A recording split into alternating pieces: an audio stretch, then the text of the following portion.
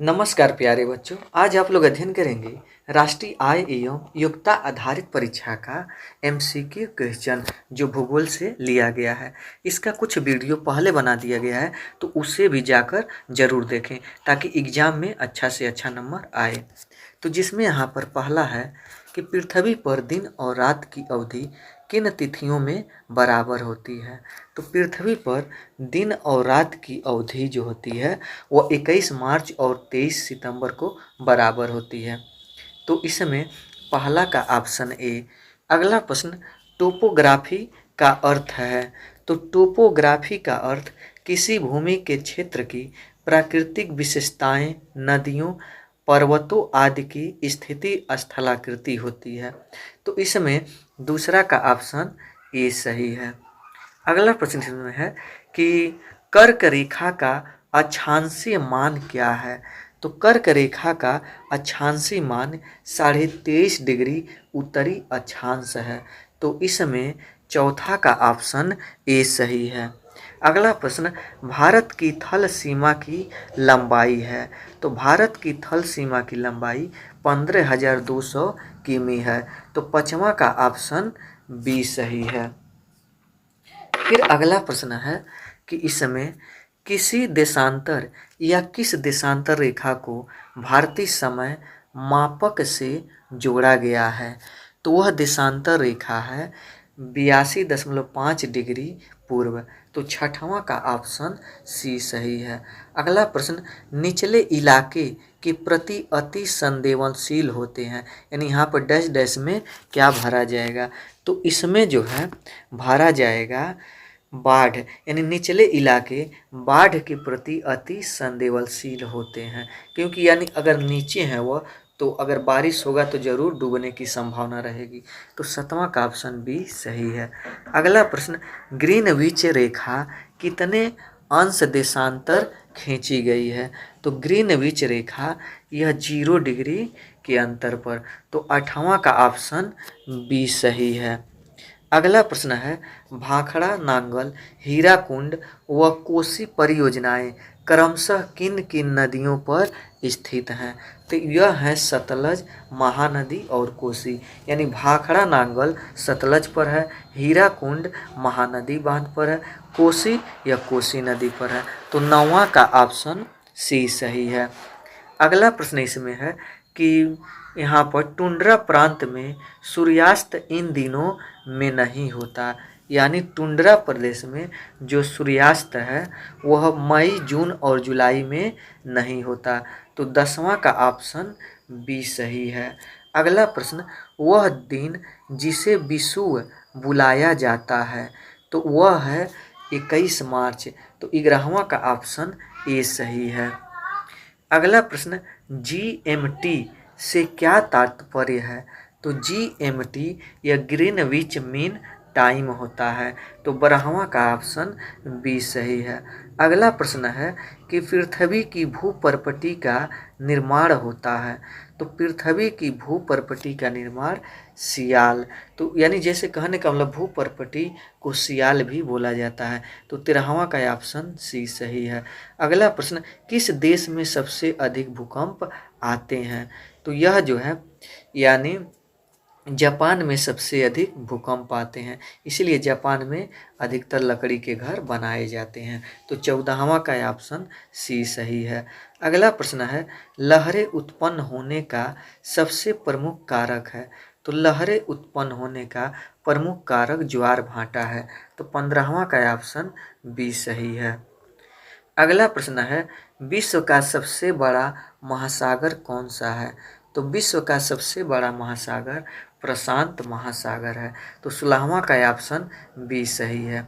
अगला प्रश्न, पृथ्वी की सबसे बाहरी व ऊपरी परत को क्या कहते हैं। तो पृथ्वी के सबसे बाहरी और ऊपरी परत को भूपर्पटी कहा जाता है। तो 17वां का ऑप्शन ए सही है।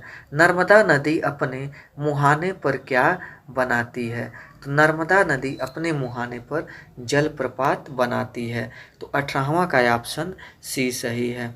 अगला प्रश्न, दक्षिण अमेरिका महाद्वीप का उत्तर से दक्षिण के बीच विस्तार कितने किलोमीटर है। तो यह है 7500 किमी।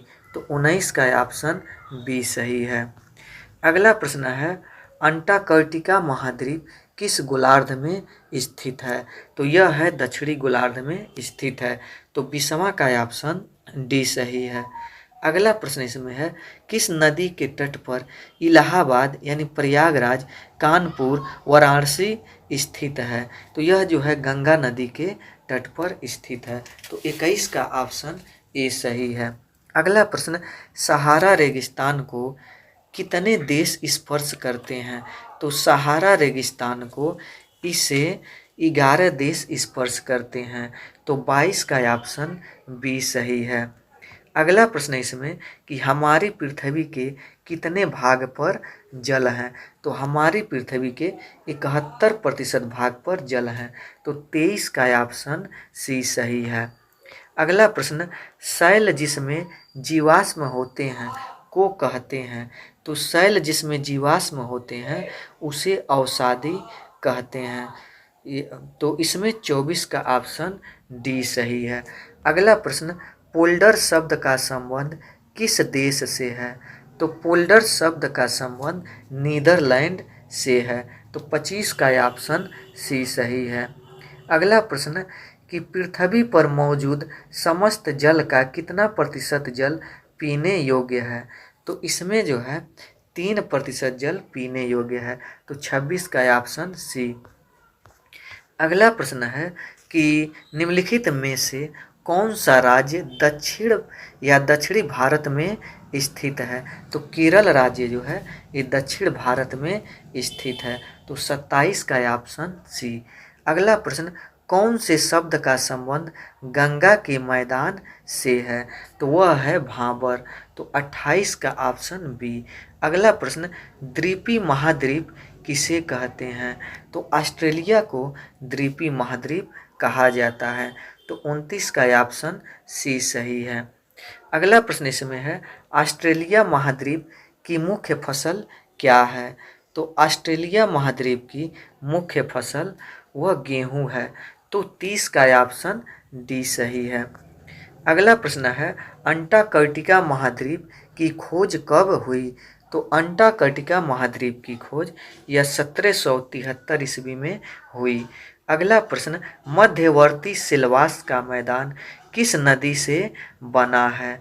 तो यह जो है अमेजन नदी से बना है। तो 32 का ऑप्शन सी सही है। अगला प्रश्न वालपेराइजो बंदरगाह कहाँ है? तो वालपेराइजो बंदरगाह यह चिली में स्थित है। तो 33 का ऑप्शन ए सही है।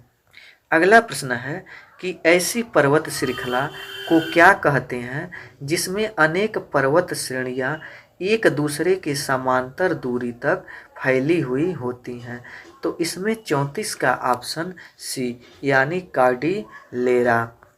अगला प्रश्न है कि विषुवत ज्वालामुखी किस प्रकार का ज्वालामुखी है? तो यह जो है प्रसुप्त ज्वालामुखी है। तो 35 का ऑप्शन बी सही है। अगला प्रश्न निम्नलिखित में से कौन मृदा निर्माण का कारक नहीं है? तो इसमें 36 का ऑप्शन सी यानी समय। अगला प्रश्न इसमें है कि अफ्रीका महाद्वीप में कृषि का विकास किस क्षेत्र में अधिक हुआ? तो अफ्रीका महाद्वीप में कृषि का विकास नील नदी घाटी पर अधिक हुआ। तो 37 का ऑप्शन बी सही है। अगला प्रश्न है इंडोनेशिया शब्द का अर्थ क्या है? तो इंडोनेशिया शब्द का अर्थ भारतीय द्वीप है। तो 38 का ऑप्शन डी सही है। अगला प्रश्न है बकरवाल जनजाति का संबंध किस पर्वत से है? तो इसका संबंध हिमालय पर्वत से है। तो 39 का ऑप्शन सी सही है। फिर अगले प्रश्न की ओर चलते हैं। तो अगला प्रश्न इसमें है भारतीय महामरुस्थल किस राज्य में स्थित है? तो वह राजस्थान में स्थित है। तो 40 का ऑप्शन ए सही है। अगला प्रश्न थार रेगिस्तान क्षेत्र में पाई जाने वाली घास का प्रकार है? तो पाई जाने वाली घास का प्रकार वह सेवन है। तो 42 का ऑप्शन डी। राजस्थान में जल विभाजक रेखा है। तो तो राजस्थान में जल विभाजक रेखा है वो अरावली है, तो 43 का ऑप्शन ए। अगला प्रश्न, मांजुली द्वीप स्थित है, तो मांजुली द्वीप स्थित है, यह ब्रह्मपुत्र नदी में स्थित है।